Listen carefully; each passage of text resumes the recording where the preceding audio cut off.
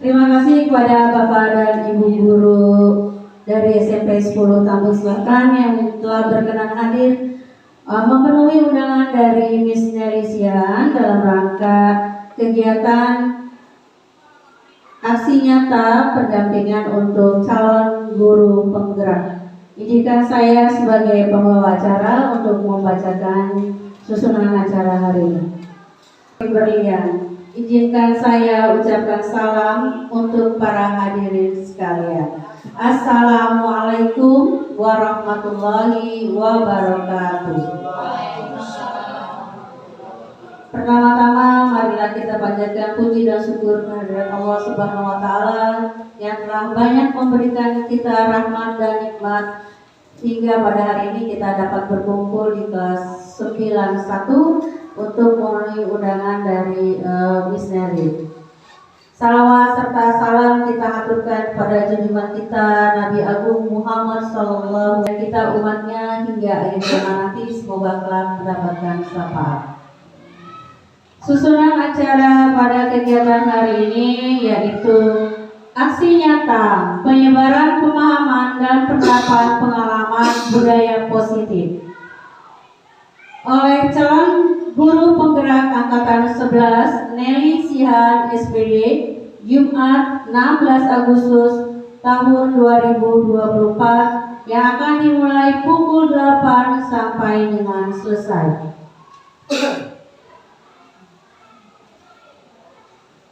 Susunan acaranya adalah sebagai berikut: pembukaan oleh pembawa acara, kedua kata sambutan Kepala SMP Negeri 10 Tambun Selatan Bapak Dr. Andes Wanda, kemudian pemaparan tentang penyebaran dan penerapan pengalaman budaya positif, beserta dilanjutkan dengan forum diskusi yang akan dilakukan oleh Miss Nelisian. Keempat, refleksi dari kepala sekolah dan juga peserta diskusi. Kelima, pembacaan doa yang akan dipimpin oleh Bapak Haji Marhalim SPD. Yang ketujuh terakhir adalah penutup. Lanjutkan ke acara berikutnya, kita dengarkan kata sambutan dari Kepala SMP Negeri 10 Tambun Selatan Bapak Dr. Andes Wanda. Pada Bapak Dr. Selatan. Bapak Ibu yang saya hormati, Assalamualaikum warahmatullahi wabarakatuh. Pergi ke kota membeli batu, pakai sepatu berwarna merah. Banyak cerita di SMP 10, salah satunya kegiatan guru penggerak. Alhamdulillah, kita panjatkan puji syukur dari Allah Subhanahu wa taala. Pada pagi menjelang siang hari ini kita diberikan kesehatan dan berbagai kenikmatan dari Tuhan Yang Maha Kuasa. Pertemuan kali ini aksi nyata ya, setelah 2 kali atau 3 kali pendampingan ya, dan nanti Miss Nelly akan memaparkan aksi nyatanya. Bapak Ibu yang saya hormati, saya berekspektasi berharap bahwa apa yang Miss Nelly sampaikan ya, apa yang Miss Nelly lakukan ini tentunya menginspirasi kita ya, menginspirasi kita Bapak Ibu dalam kegiatan yang sama juga. Saya ingin sedikit flashback dulu ya, bukan dulu ya, mungkin belakangan ada penelitian di mana kegiatan pembelajaran di awal-awal anak mengikuti pendidikan di TK, PAUD begitu hidup. Kemudian di SD, SMP, SMA kehidupannya malah berkurang ya. Jadi kelihatannya bukan lagi siswa center tetapi guru center ya. Jadi bermuara kepada guru. Bahkan kemudian kalau di perguruan tinggi ya mungkin dosen yang terus ya menyampaikan materi. Nah, kemudian hasil daripada penilaian itu kemudian kenapa kita tidak terus melanjutkan seperti apa yang di bangku TK dan PAUD itu yang begitu hidup. Ya, oleh karena itu mungkin dalam proses-proses pembelajaran di tingkat SD, SMP kita hidupkan kembali. Nah, salah satu yang diikhtiarkan diantaranya melalui guru penggerak agar proses pembelajaran itu tidak siswa statis tapi dinamis, dan kemudian tidak lagi guru sentris tapi siswa sentris. Guru hanya menjadi fasilitator saja, dan siswa yang aktif. Ini yang barangkali kita harapkan. Karena faktanya kadang-kadang back to nature lagi, kembali lagi ke ini, kembali lagi ke kembali lagi ke model yang dulu. Ceramah lagi. Oleh karena itu mungkin di sini nanti kita akan lihat bagaimana implementasi daripada aksi nyata Miss Nelly ini yang kita perhatikan, dan mudah-mudahan nanti ini menjadi inspirasi. Nah, sehingga kalau dulu mungkin kurikulum sebelum-sebelumnya pembelajaran itu diharapkan menjadi pembelajaran yang pakem, pembelajaran yang aktif, kreatif, inovatif ya, efektif dan menyenangkan ya. Jadi itu yang barangkali.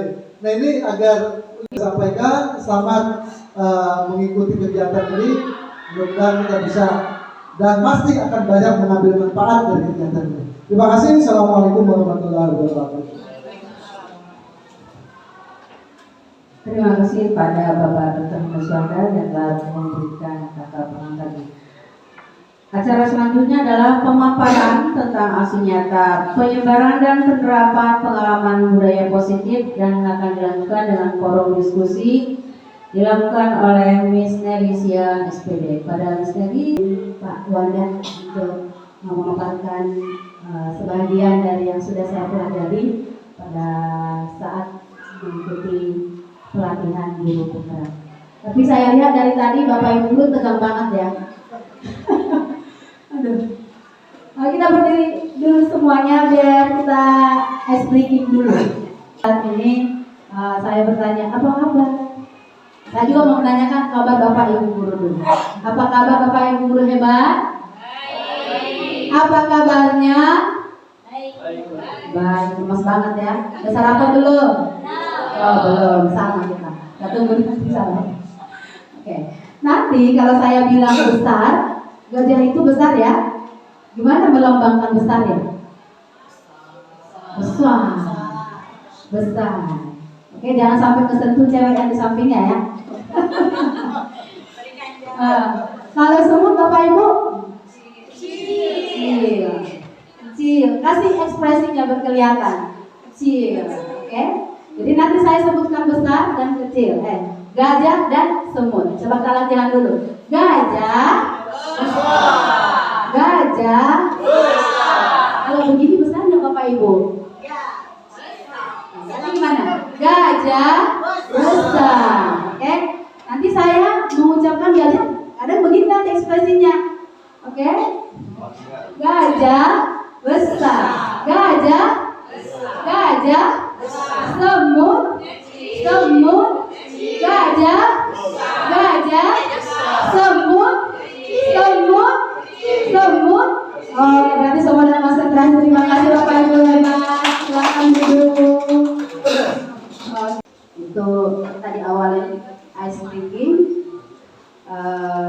Yang terhormat Bapak Dr. Angus Wanda selaku kepala sekolah. Yang terhormat juga ada Pak Arif selaku wakil kepala sekolah, dan juga yang saya hormati Bapak Ibu guru hebat SMP Negeri 10 Tambun Selatan. Tepuk tangan dulu buat kita semuanya. Sudah ada di sini bulangan ini, pasti tidak ada yang kebetulan.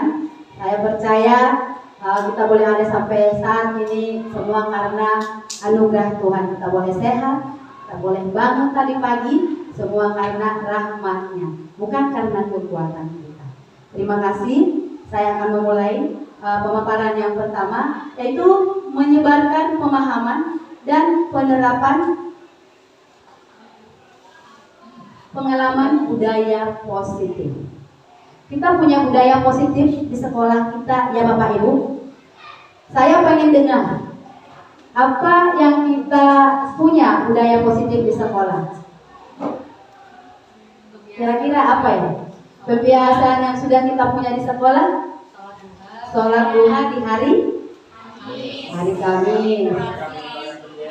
Literasi di hari Selasa. Ada lagi? Upacara bendera. Ada lagi? Senam setiap awal bulan. Itu beberapa contoh budaya dari positif yang sudah menjadi rutinitas dari sekolah kita.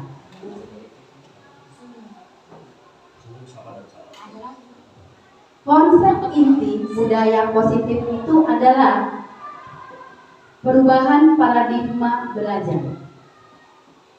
Kebutuhan dasar manusia dirujuk kembali menjadi keyakinan kelas. Konsepnya juga disiplin menjadi disiplin positif, motivasi perilaku manusia, dan nanti ada segitiga restitusi, dan ada nilai-nilai kebajikan dan posisi kontrol guru. Pembelajaran dengan paradigma baru. Di sini pembelajaran paradigma baru itu merupakan pembelajaran yang dirancang berdasarkan prinsip pembelajaran yang berdiferensiasi. Tadi Pak Wanda sudah mengutarakannya. Sehingga para peserta didik belajar sesuai dengan kebutuhannya, berdasarkan tahap perkembangan sesuai teori psikolog modern untuk mewujudkan profil pelajar Pancasila.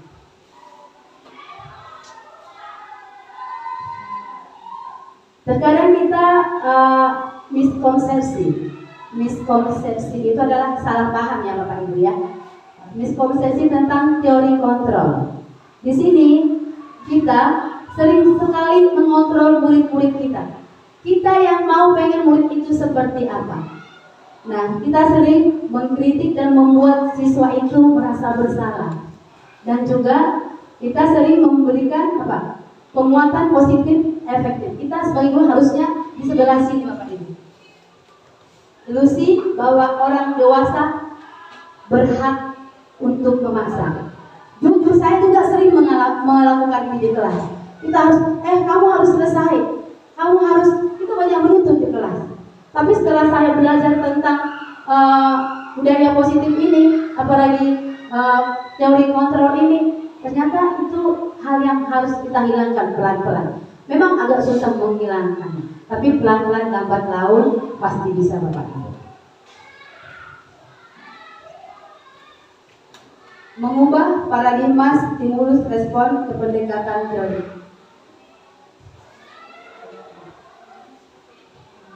Kita lanjut ke disiplin positif.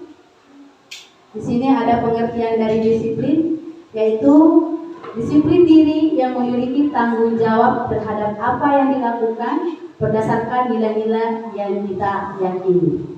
Disiplin positif itu merupakan salah satu cara penerapan disiplin yang bertujuan untuk menumbuhkan kesadaran serta memberdayakan peserta didik tanpa imbalan atau reward, ancaman dan hukuman. Ini sering kita lakukan juga kan? Nanti kalau selesai seperti ini ya, atau kan? Kalau udah selesai nanti siapa yang duluan ke kamar mandi atau duluan istirahat, kita sering memberikan reward. Ternyata hal itu kurang benar terhadap anak. Mereka kurang termotivasi untuk belajar. Jadi itu mengurangi kesadaran anak-anak untuk belajar sendiri. Itu kalau kita memberi reward.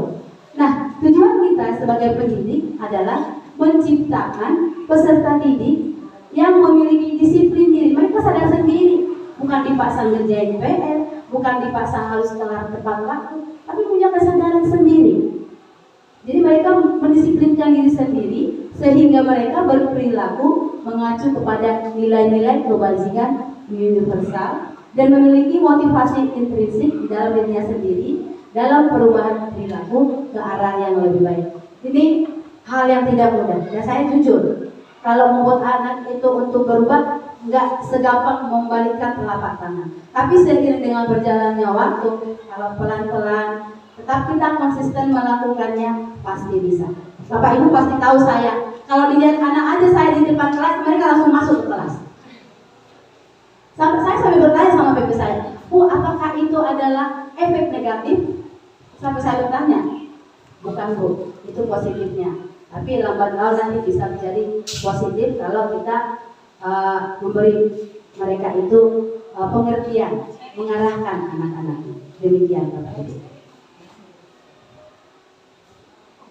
Apakah itu nilai-nilai kewajiban?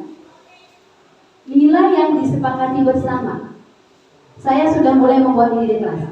Nilai yang disepakati bersama lepas dari suku bangsa, agama, bahasa, maupun latar belakang. Contoh-contoh nilai kewajiban yang ada di organisasi ini masih pada umumnya ya. Kalau kita di sekolah itu ada profil pelajar Pancasila, yaitu beriman dan bertakwa kepada Tuhan Yang Maha Esa, berakhlak mulia, berkebinekaan global, gotong royong, mandiri, kreatif, bernara kritis. Dari Ibo Primary Years Program atau PYP ada rasa toleransi, rasa hormat, integritas, mandiri, menghargai, antusias, empati, keingintahuan, kreativitas, kerjasama, percaya diri, dan komitmen. Keterampilan hidup yaitu seperti life skill, yaitu anak-anak bisa dipercaya, lurus hati, pendengar yang aktif, tidak merendahkan orang lain, dan memberikan yang terbaik dari diri.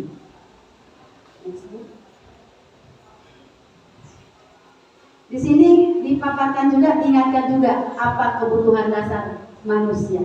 Kalau kita menyadari kebutuhan dasar, karena kita lupa ya, menyadari kebutuhan dasar manusia, kita juga pasti akan menyadari kebutuhan dasar anak-anak juga.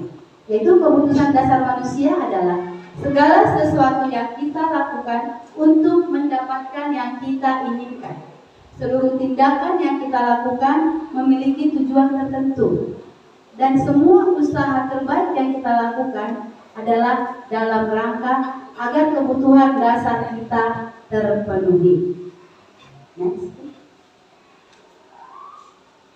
5 kebutuhan dasar manusia. Ini yang paling pokok ya. Biasanya kalau di PS ada kebutuhan primer, ada kebutuhan sekunder. Ini kebutuhan yang dasar. Yang pertama, bertahan hidup. Kalau anak kelaparan, nggak mungkin bisa untuk belajar, ya Bapak Ibu ya. Jadi makanan, pakaian, tempat tinggal, keamanan, kesehatan. Yang kedua, kasih sayang dan rasa diterima. Rasa diterima, dipedulikan, berbagi, kerjasama, menjadi bagian dalam kelompok. Kadang-kadang itu kalau kita buatin dalam kelompok, coba kita kasih, kita berikan, udah bentuk tim masing-masing. Pasti 1, 2, 3 anak itu yang ada di dalam tim. Ya enggak Bapak Ibu, pengalaman juga kan? Iya. Jadi kadang kita buat langsung, udah siapa yang mau masuk tim? Oke, sini cocoknya, ke sini cocoknya. Ada yang satu circle, situ semuanya. Jadi, iya. Benar boleh deh. Jadi kita yang mengontrol ya. Iya. Keinginan anak untuk dianggap itu kadang juga dia miss gitu. Kadang kita nggak respon, anak itu jadi langsung down loh Bapak Ibu sebenarnya. Jadi memimpin, prestasi diakui. Kadang anak yang warawiri di kelas itu mereka sebenarnya itu butuh dianggap dan diakui dan didengar. Itu salah satu kebutuhan dasar kita manusia. Sama kebutuhan kita yang guru, sama juga kebutuhan anak atau peserta didik. Yang berikutnya kebebasan. Mereka itu bebas, mandiri, memiliki pilihan. Saya sekarang dulu ya, saya bilang, kamu harus membuka besok jam 7. Saya kasih pilihan ke anak-anak sekarang. Kita punya kesepakatan kelas maksimal berapa hari. Ini kerjakannya sekian hari, maksimal berapa hari. Kamu yang pilih. Kalau mau cepat, silakan secepat mungkin. Tapi maksimalnya 2 hari tugasnya. Tapi memang saya kasih reward ke mereka. Kalau cepat, nggak mungkin sama nilainya dengan yang paling belakangan. Nah, ini hukum alam ya Bapak Ibu. Jadi saya bilang seperti anak-anak, dan mereka termotivasi untuk lebih cepat. Jarang di hari terakhir untuk ngumpulin tugas sekarang. Dan juga mampu mengendalikan arah diri. Arah diri maksudnya di sini ya mereka yang mengarahkan diri mereka untuk memilih yang terbaik. Seperti kalau mereka dibebaskan main gadget, ya mereka mengarahkan dirinya juga. Apalagi kita Bapak Ibu guru bisa mengarahkan anak-anak untuk belajar menggunakan gadget tersebut. Dan juga kesenangan. Di dalam kelas itu kalau tegang-tegang juga akan ada yang ngantuk, tidak senang. Jadi kita perlu games, bermain, perlu humor, antusias dan tertawa. Kalau saya orang Batak apa? Motivasi perilaku manusia yaitu untuk menghindari ketidaknyamanan atau hukuman. Yang ada motivasi intrinsik dan ada motivasi intrinsik. Yang motivasinya untuk mendapatkan imbalan, itu yang untuk intrinsik kita mendapatkan imbalan, penghargaan dari orang lain. Yang untuk motivasi intrinsik adalah untuk menjadi orang yang mereka inginkan dan menghargai diri sendiri dengan nilai-nilai yang mereka percaya. Dan juga untuk menghindari ketidaknyamanan. Itu motivasi perilaku manusia. Nah, di sini ada yang sering kita lakukan. Saya juga berefleksi untuk hal ini. Kita sering di sekolah itu, di kelas itu melakukan hukuman, konsekuensi, dan restitusi.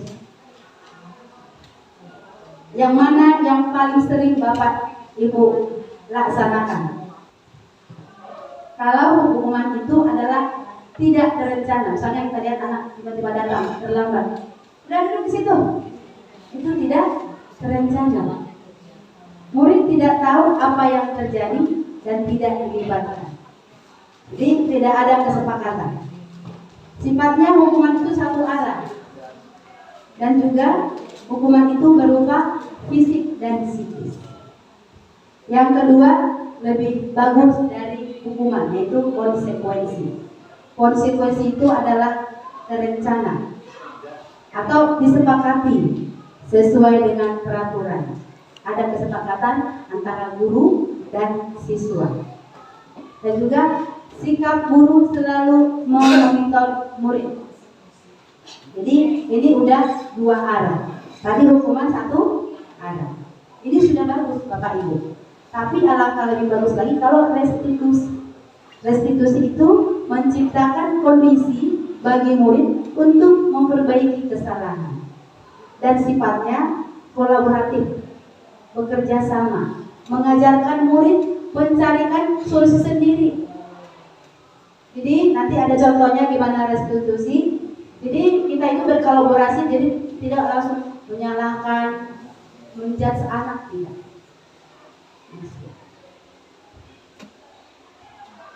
Ini contoh posisi guru sebagai kontrol guru, 5 posisi kontrol guru, penghukum. Dulu sering kita alami, apalagi saya ya, penghukum. Mau dijewer, mau dicubit, pakai apa itu? Zamannya dahulu ya, mungkin Bapak Ibu guru yang daerah sekarang itu nggak mengalami itu. Kalau saya masih mengalami. Ya, membuat merasa bersalah. Dan juga kita bisa guru itu sebagai teman. Dan bisa juga sebagai pemandu. Dan juga sebagai manajer. Kelima ini yang boleh kita hilangkan adalah yang penghukum dan membuat merasa bersalah. Karena ini nanti melukai perasaan hatinya dan juga fisiknya ya. Nah, kalau sebagai teman juga kita juga harus bisa mengontrol anak Bapak Ibu. Kadang-kadang kita sudah anggap sebagai teman, agak lebih juga. Kita harus buat jarak juga ya. Kita yang menyikapi bagaimana. Dan juga pemantau juga demikian, manajer juga seperti itu.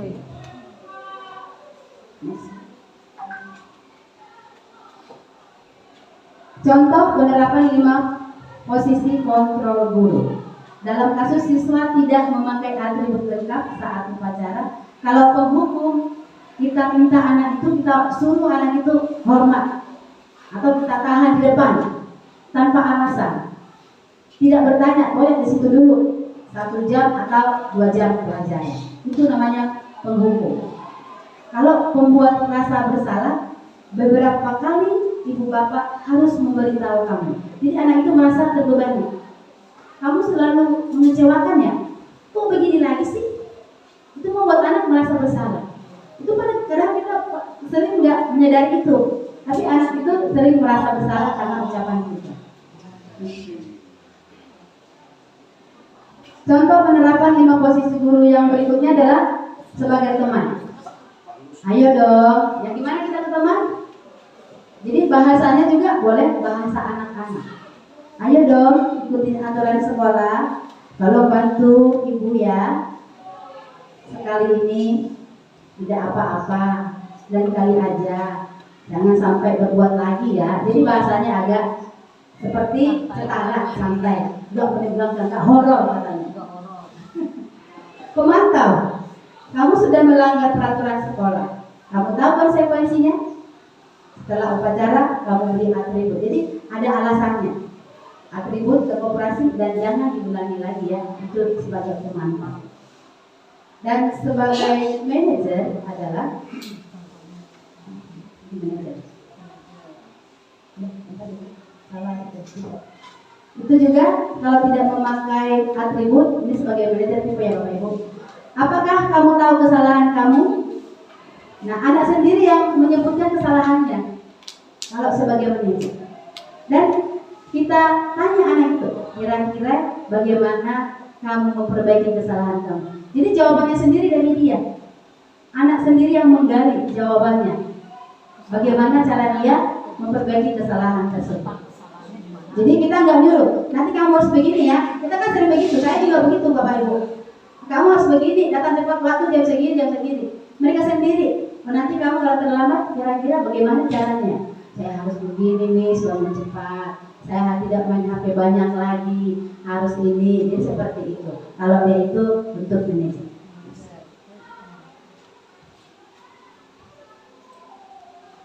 Nah, kita apakah memantau? Apakah membuat merasa bersalah? Apakah sebagai teman? Iya, ini membuat anak merasa bersalah. Next, Bu. Kalau ungkapannya seperti ini, kamu tidak pernah benar melakukannya. Itu berada di posisi mana Bapak Ibu? Di mana? Penghukum? Enggak sih, enggak Manajer? Merasa bersalah. Kamu tidak pernah benar. Jadi merasa anaknya merasa bersalah ya. Oke, next. Apakah rencanamu untuk menyelesaikan masalah ini? Iya, manajer ya Bapak Ibu. Oke, udah pintar nih. Ayolah, lakukan demi Bapak ya. Oke, sebagai teman. Kamu tidak pernah mendapat nilai jika tidak mengerjakan tugas. Iya, penghukum. Jadi kalau tidak mengerjakan nilai, nggak dapat. Kerjakan tugas, nggak dapat. Oke, pada pintar nih Bapak Ibu guru nih. Oke, kita lanjut ke keyakinan kelas. Tadi kita udah bisa membedakan di mana kita sebagai teman, di mana kita sebagai penghukum, di mana kita sebagai manajer, di mana kita sebagai pembuat rasa bersalah ya Bapak Ibu. Kali kita menarik diri ya. Saya juga banyak merefleksi nih Bapak Ibu. Nah, kita lanjut ke keyakinan kelas. Mengapa keyakinan kelas? Mengapa bukan peraturan kelas?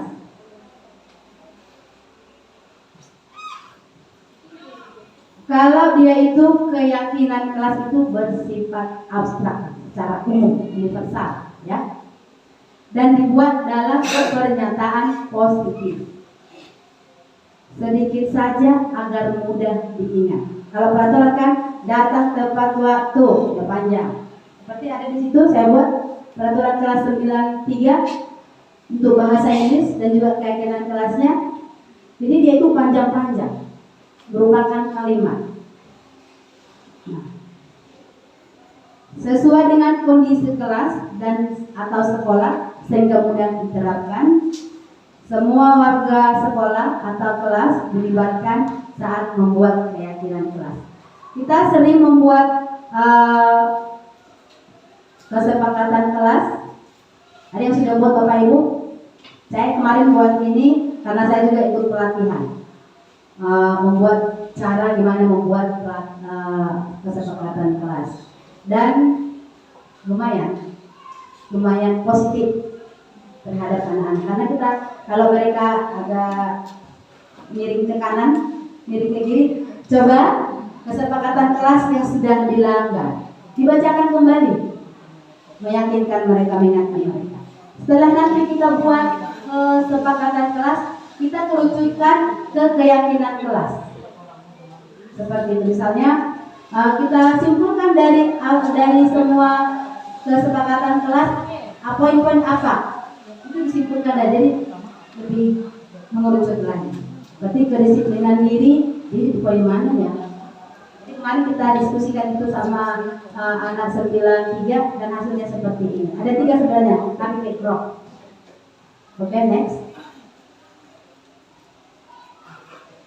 Untuk yang berikutnya tadi yang restitusi ya Bapak Ibu, yang sebagai manajer ini saya sudah melakukan ini.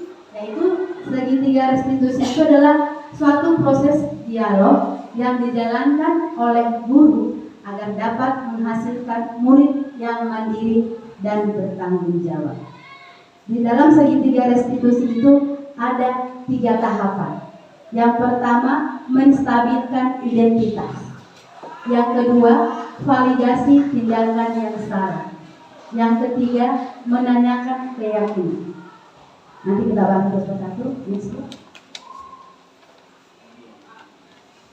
Bila kita menstabilkan identitas berdasarkan prinsip membuat kesalahan, kita memberikan keyakinan atau mengubah prinsip anak kalau kesalahan itu adalah satu proses pembelajaran. Kalau mereka berbuat salah, misalnya yang saya sudah lakukan, kita bilang dia terlambat terus, anak terlambat terus. Nah, kalau melakukan kesalahan itu adalah hal yang wajar.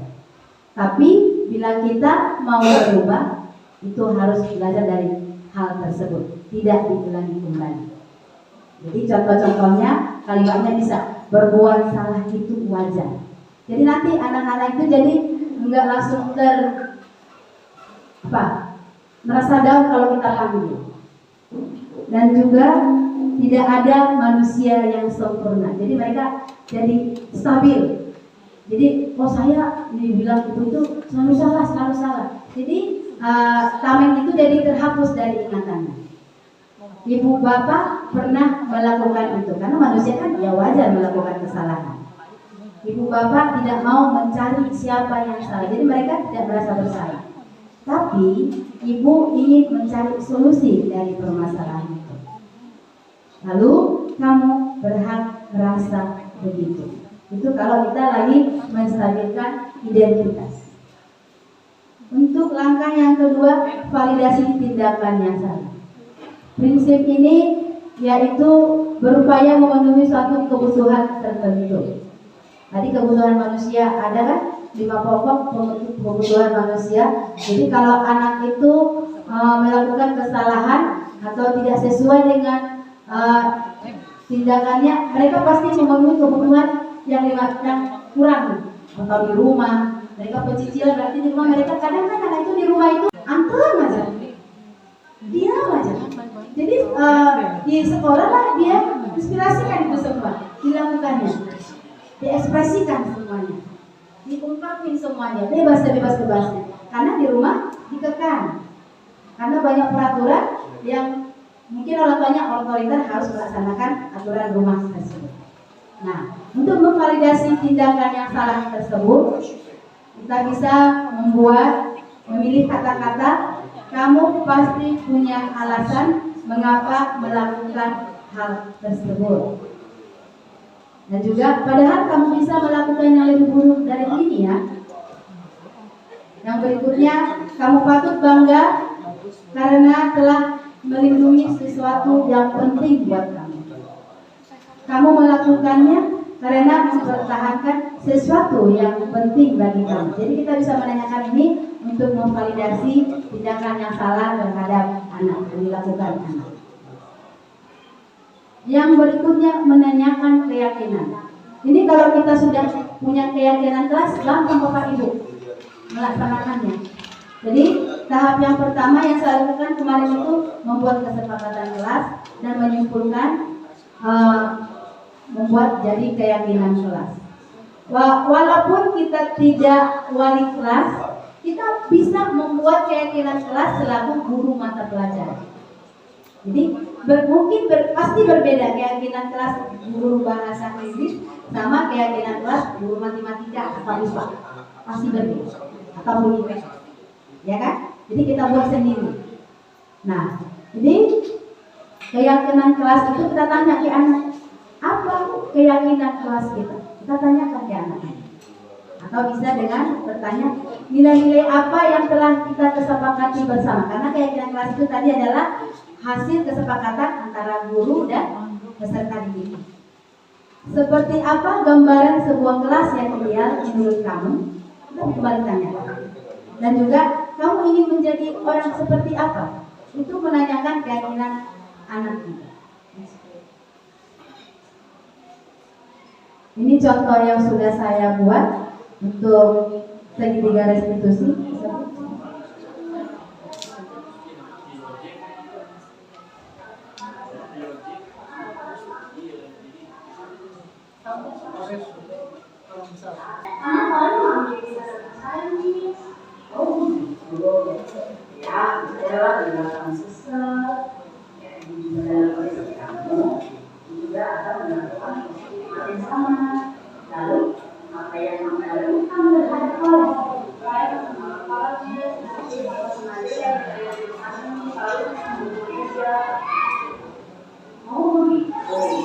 Pasti kalau gue seperti itu punya alasannya ya.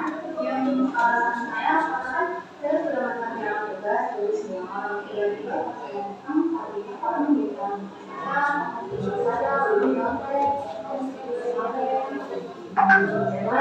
kamu maka silat bersama bisa menghadapi dan tidak yang melakukan mengukur juga dari meja ya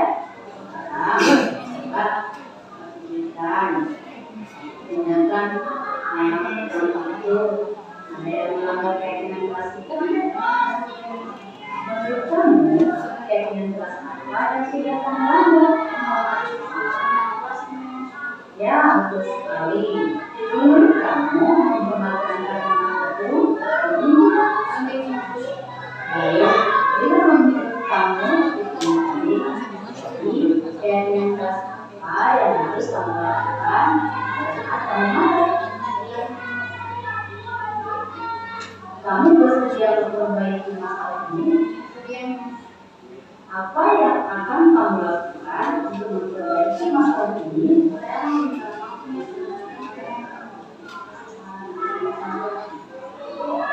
kami semangat ya nak kita semangat ya sekarang menuju kelas kami ya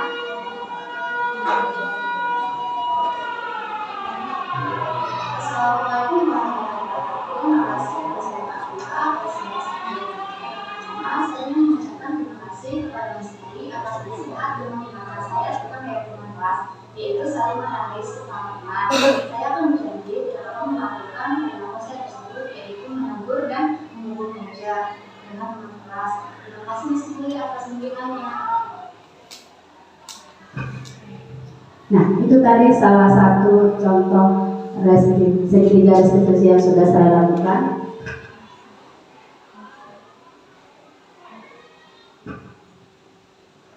Saya sekarang jadi suka memanggil anak.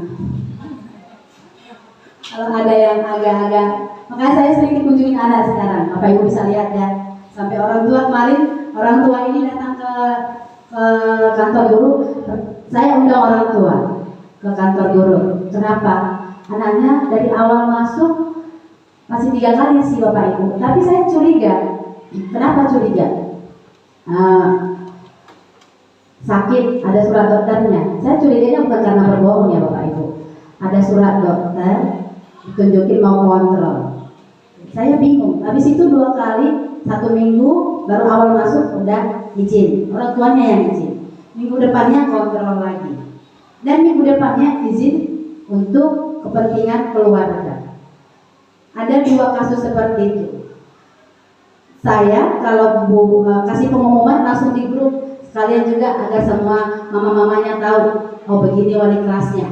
Katanya kalau wali kelasnya sendiri tidak boleh main-main, tegas dan garang. Nah, udah itu, mama tolong besok kalau punya waktu ke sekolah, ketemu saya jam sekian. Terus langsung japri mama tersebut, japri. Ini saya bisanya jam 9, nggak bisa jam 10. Oke mama, saya tunggu. Nah yang satu lagi, Miss, kenapa saya dipanggil ke sekolah? Anak saya kan nggak nakal, semua lah ucapan-ucapannya keluar. Anak saya kan saya izin, ada surat dokter, ada ini, ada fotonya. Iya Bu, tidak apa-apa, datang saja. Saya kan kerja Miss. Iya tidak apa-apa mama saya. Saya cuma mau kenalan sama mama saja. Dan udah stop. Besoknya nggak datang. Ternyata besoknya yang datang yang si A. Nah, si A ini datang komunikasi. Ternyata kenapa? Karena kita kan jadi tahu. Saya juga coba melaksanakan dengan itu tadi segitiga restitusi tersebut. Nah, terus setelah selesai semua cari jalan keluar untuk anaknya, dan sampai sekarang anaknya nggak pernah lagi ya ada tiap hari. Dan juga saya juga pengen mengetahui latar belakangnya tidak hadir. Kalau kelas 9 kan udah ada kita informasi dari wali kelas 7 dan kelas 8. Jadi saya tanyakan wali kelas 7, saya tanyakan wali kelas 8. Nah, ini anak ini yang sering tidak hadir. Dan saya mau langsung tahu dari orang tuanya penyebabnya. Nah, ternyata saya dapat informasi yang lebih dalam lagi dari orang tuanya, bukan dari wali kelasnya saja yang 2 sebelumnya, tapi lebih dalam lagi. Saya bilang sama orang tua tersebut, Mama, sekarang saya lebih bisa memahami anak tersebut. Kalaupun ada nanti kendala di kelas, saya pun bisa memahaminya. Jadi kalau kita panggil orang tua ke sekolah bukan bermasalah. Jadi saya pengen kenal, pengen paham anak tersebut. Saya bilang, oh iya bismillah. Biasanya kan kalau orang tua dipanggil ke sekolah itu jelek banget.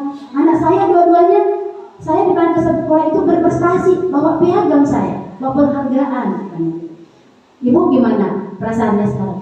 Lega Miss. Nggak deg-degan lagi. Saya juga jadi kenal Miss Nelly. Ternyata berbeda dari ucapan orang.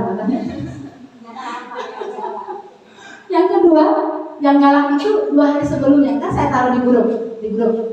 Nah, terima kasih ya Mama Tua. Jadi menggali informasi dan meminta mereka memberikan solusi. Dan berhasil Bapak Ibu. Semoga bisa diimplementasikan Bapak Ibu dan kita bersama-sama mengajar. Karena yang saya sadari juga banyak hal yang saya ambil positif dalam mengikuti guru penggerak yang awalnya saya sangat berat melakukannya. Tapi setelah kesini sangat banyak manfaatnya dan meluruskan paradigma saya di dalam mengajar untuk saat ini. Bapak Ibu kenallah saya seperti apa di sekolah ini sudah berapa tahun, lebih dari 5 tahun. Nah, tapi saya rasa itu masih jauh kurang banget yang saya lakukan itu untuk anak-anak. Kenapa? Karena dulu itu saya cuma meluluskan, menjalankan kewajiban saya. Tapi kalau sekarang itu tidak. Saya pengen anak itu agar lebih termotivasi untuk belajar. Saya pengen anak itu agar lebih nanti di masa depan seperti apa. Makanya saya udah mengurangi untuk ngomong anak, tapi kan masih terus kontrol ya. Kalau anak itu Jadi lebih membuatnya sebagai teman, membuat mereka itu sebagai manajer. Jadi mungkin itu yang bisa saya share, dan terbukti di akhir yang di sini kalau pelajaran bahasa Inggris itu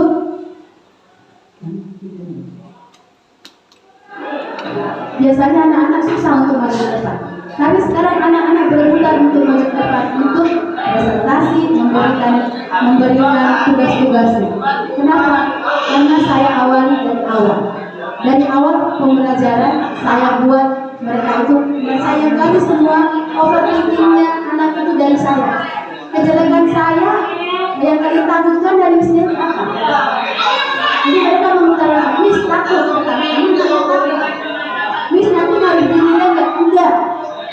Miss takut nanti sikapnya selalu ini, tidak.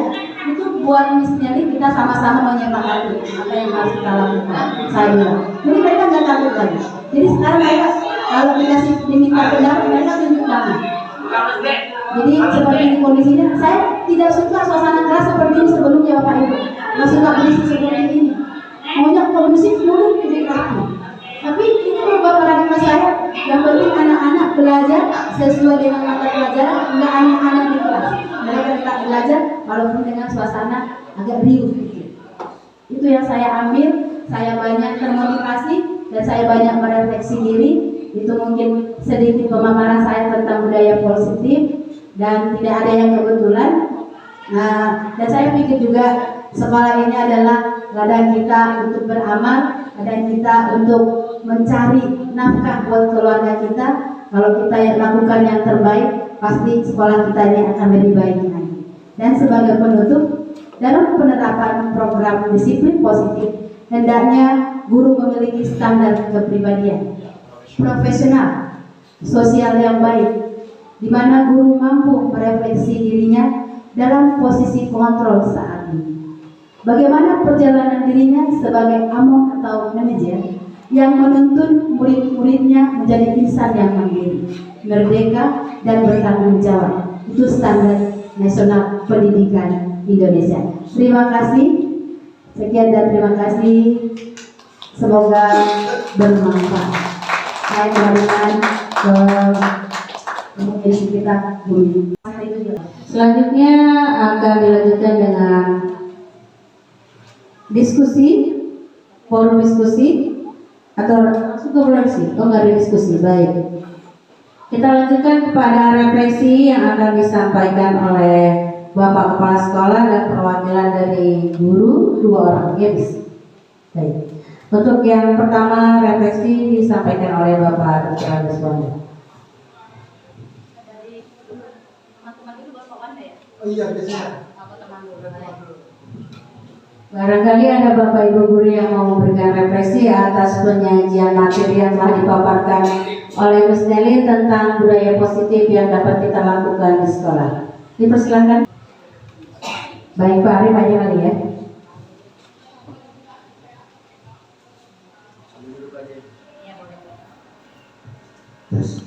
Bismillahirrahmanirrahim. Assalamualaikum warahmatullahi wabarakatuh.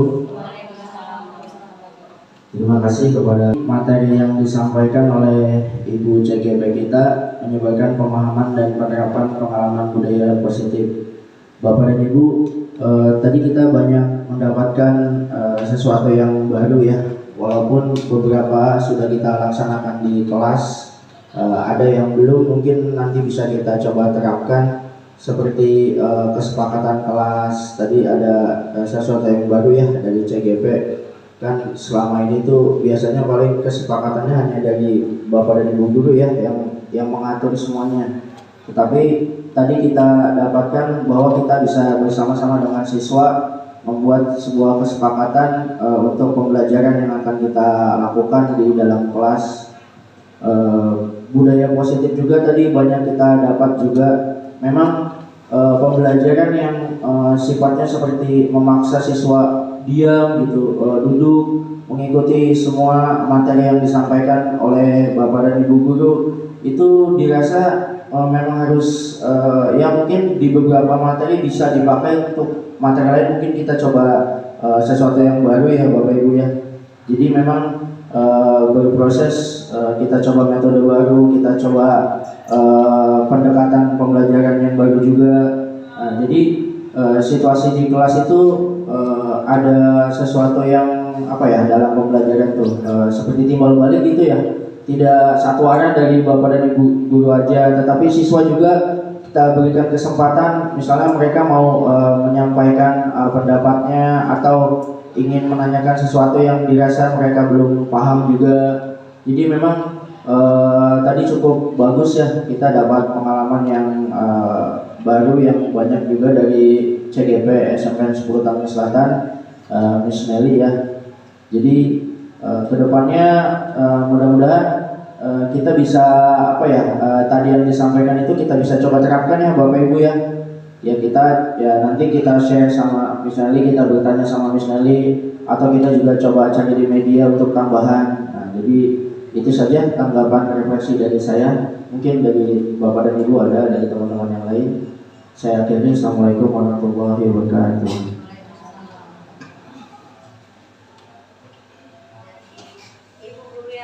Dari ibu guru yang lain barangkali ada yang mau memberikan atau menambahkan.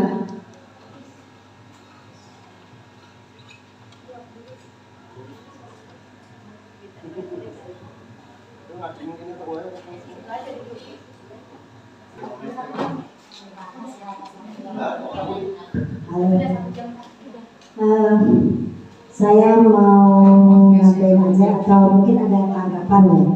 Tadi ada sekretari yang membahas restitusi itu kalau mengenai restitusi pastinya tidak bisa berdasarkan KPM ya, acara khusus ya. Bagaimana kalau di kelas itu ada beberapa kasus banyak seperti itu berarti harus diajar KPM ya, karena pastinya butuh waktu kan begitu ya. Satu yang kedua, aku tadi tertarik dengan budaya positif. Apa bedanya budaya positif dan disiplin positif? Kalau pembiasaan senyum, saya selalu mengajarkan anak itu setiap pagi belajar senyum. Karena kata dokter Sadar itu yang ustazah, dia bilang salah satu menciptakan hormon bahagia adalah hormon dopamin, yaitu malu senyum. Selalu, dan itu betul itu, saya setuju banget itu. Karena dengan senyum itu anak-anak happy. Hormon dopamin adalah hormon bahagia. Saya selalu bilang ke anak-anak begitu. Itu masuk apa itu?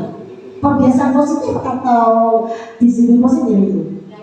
Budaya positif. Itu yang saya terapkan salah satunya. Karena kalau yang disebutkan tadi semua kan sifatnya normatif ya, upacara, senam, itu kewajiban buat saya. Bukan peserta, itu kewajiban, tugas siswa kalau buat saya. Tapi kalau yang namanya budaya positif itu saya setiap hari sekarang. Karena apa? Jangan salah loh, setiap kelas, setiap kasih anak, banyak anak manyun, sedih, masih penting ngantuk, stres loh, jangan salah. Jujur ya, saya harus ngomong ya, masih ada anaknya di sini, saya nggak mau ngomong sebutkan anaknya, tapi kalau kepada bapak sekolah saya boleh ngomong nanti. Ada salah satu anak kita yang maaf mau bunuh diri. Dia tidak berani menceritakan kepada siapapun, bahkan kepada wali kelasnya sekalipun. Mama, kepada guru BK pun tidak, dia hanya kepada saya. Ya, supaya ibu tahu ya, ini maaf saya buka ya, nanti ke bapak boleh saya cerita, khusus bapak aja, karena saya udah janji sama dia.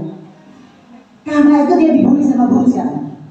Dan aduh saya sampai nangis, aduh itu bagaimana ya, mama, saya nggak bisa sebut nama-nama gurunya itu. Cuma soal kelas saya bisa ngomong, saya harus ngomong di sini, minta internet aja. Ada sekali dari Miss Nelly tentang bagaimana kita menerapkan dibuka. Wah, kalau kita usah tahu bapak ya Allah, astagfirullahaladzim. Itu baru satu Pak, ada beberapa saya nggak bisa ngomong di sini, nanti kita ngomong sendiri dulu. Oke, sekian dulu tanggapan saya. Wassalamualaikum warahmatullahi wabarakatuh. dilanjutkan dengan refleksi dari Bapak Kepala Sekolah. Saya persilakan. Terima kasih Bu Mila. Bapak Ibu, saya ingin bertanya, lebih dulu mana, telur atau ayam?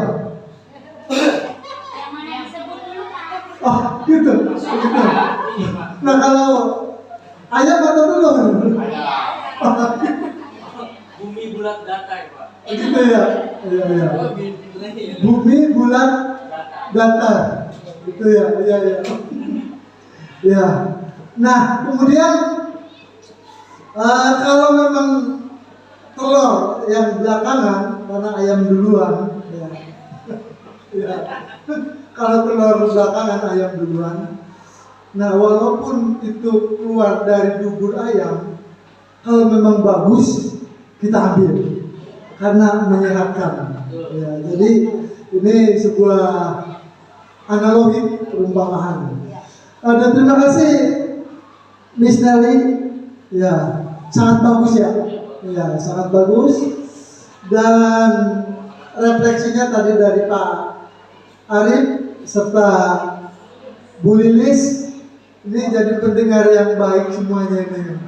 Ketika Bu Lilis menyampaikan, saya pernah itu semacam kepribadian Franklin Delano Roosevelt, Presiden Amerika yang pada waktu Perang Dunia Kedua. Jadi seni mendengarkan yang baik, artinya seni mendengarkan yang baik, akhirnya terungkap semua tuh dari Bu Lilis, ya kan?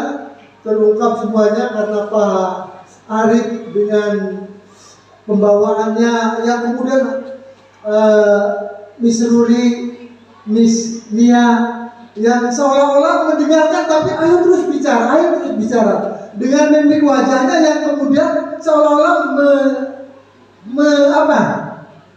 menyetujui dan terus bicara. Itu kepribadian yang sangat menyenangkan itu ya. Jadi seni mendengar karena kebanyakan kan orang seni berbicara yang banyak ya, dan tidak memperhatikan seni mendengar yang baik ya.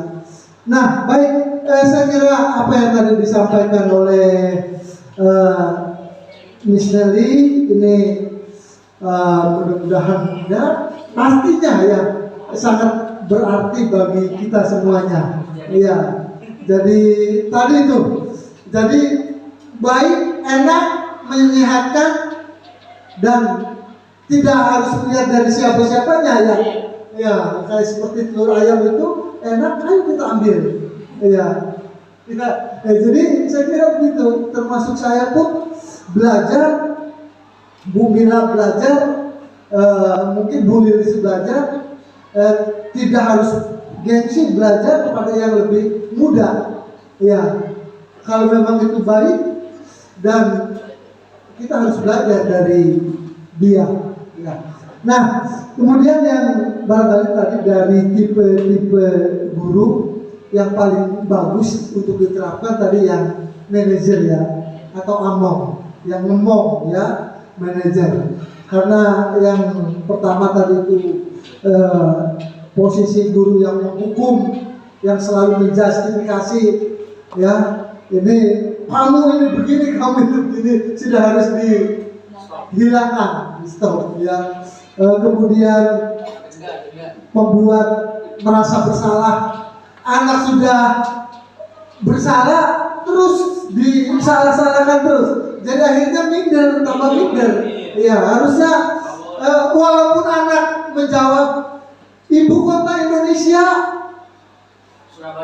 Surabaya, aduh, jangan disalahkan. Oh berarti memang sekarang sudah dipindahkan ya. Jadi saya kira ya, jadi apapun yang dilakukan oleh anak ya dijawab oleh anak. Kalaupun dia salah tapi tetap harus dihargai ya. Sampai kemudian kita ya ada bercanda ya. Jadi saya kira seperti itu. Nah kemudian tadi tipikal guru sebagai teman mungkin tadi bisa dilaksanakan oleh Bu Lilis, sehingga dengan seni mendengarkan yang baik akhirnya terungkap semua tuh dari Bu Lilis. Pagi hari ini dengan membaca surat Al-Fatihah ya kami ya. Jadi semoga kegiatan kita ini besok mungkin ada lagi ya Bapak Ibu. Jadi nanti kalau ada misalnya minta tolong kita siap ya Bapak Ibu ya. Jadi itu mungkin sedikit dari saya. Membaca Al-Fatihah tenang dimulai.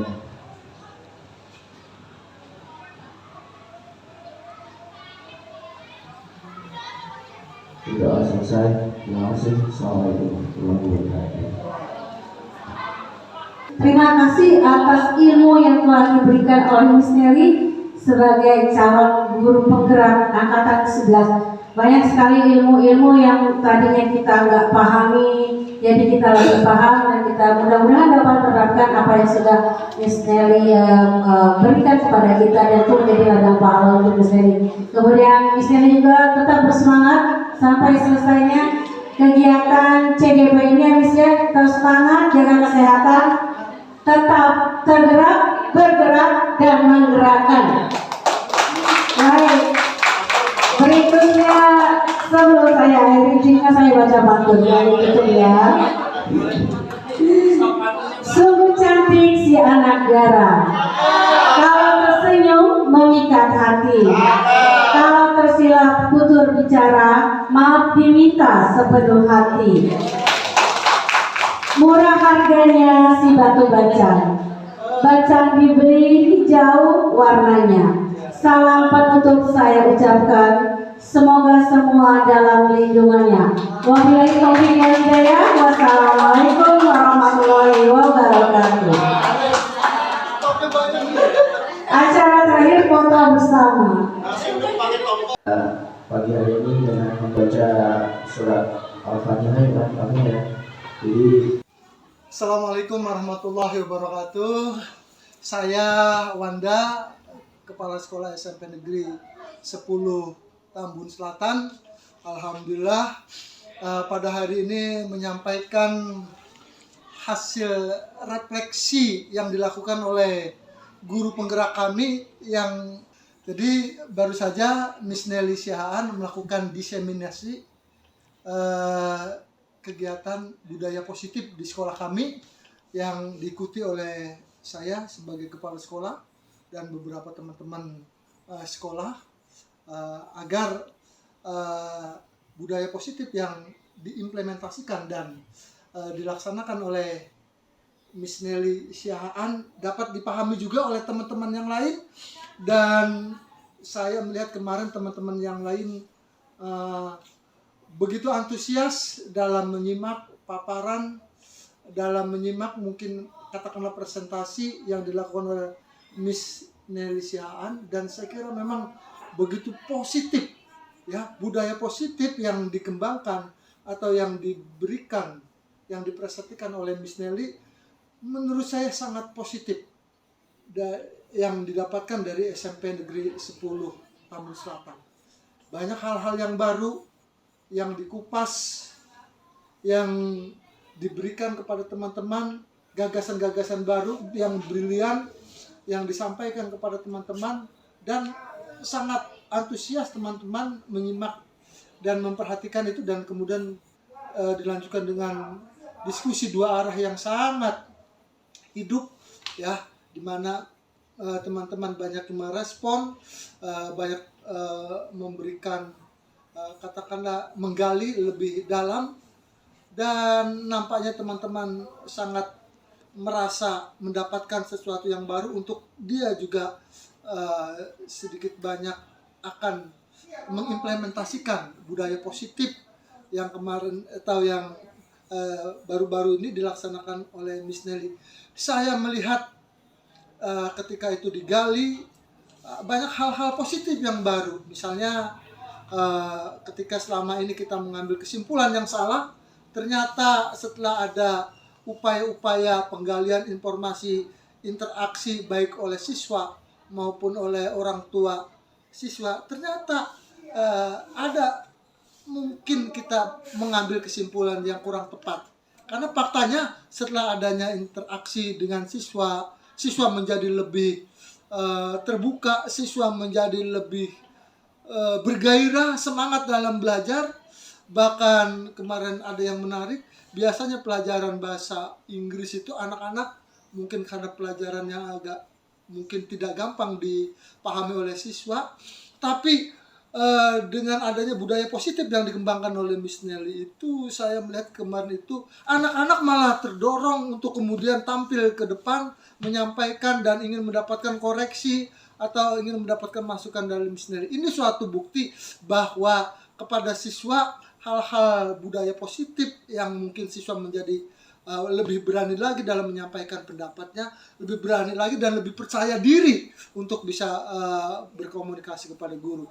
Kemudian yang kedua yang saya tangkap kemarin, ketika ada anak-anak yang mungkin salah satu dari anak-anak itu kemudian harus dicari tahu karena satu hal persoalan, kemudian dia mengembangkan komunikasi kepada orang tuanya, dan saya melihat ada hal komunikasi yang terbangun. Ya, ada hal komunikasi yang terbangun, bahkan orang tua dari anak yang tadi mungkin harus dicari tahu karena ya mungkin harus memang seperti itu, menyatakan begitu banyak terima kasih. Mungkin Miss yang selama ini mungkin Miss Nelly terkenal dengan kegarangannya sebagai wali kelas, tetapi dengan adanya komunikasi yang intens, buktinya anak-anak menjadi lebih familiar, sehingga secara kebatinan dan ketenangan jiwa pun lebih nyaman belajarnya. Begitu juga orang tua merasa setelah dia berkomunikasi dengan Miss Nelly itu, kesimpulan yang salah yang mungkin katanya Miss Nelly ini mungkin wali kelas yang galak atau wali kelas yang sedikit agak katakanlah dalam tanda kutip ya negatif, killer, tapi ternyata komunikasi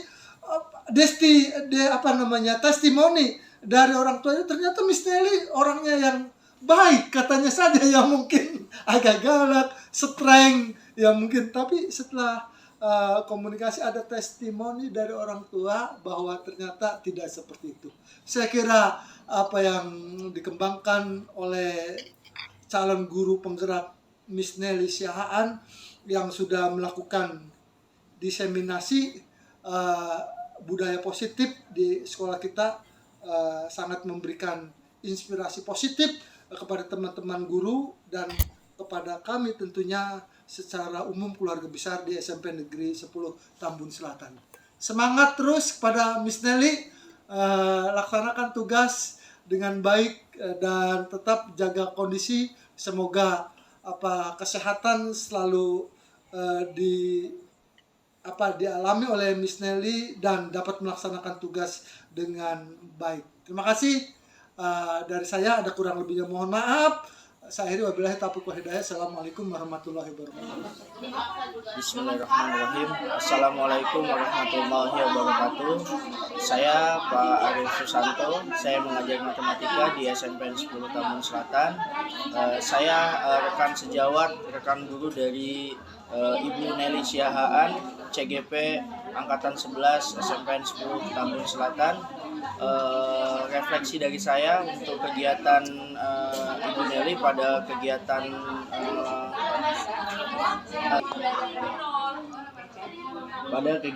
refleksi diseminasi Ibu Nelly Siahaan yang dilaksanakan pada hari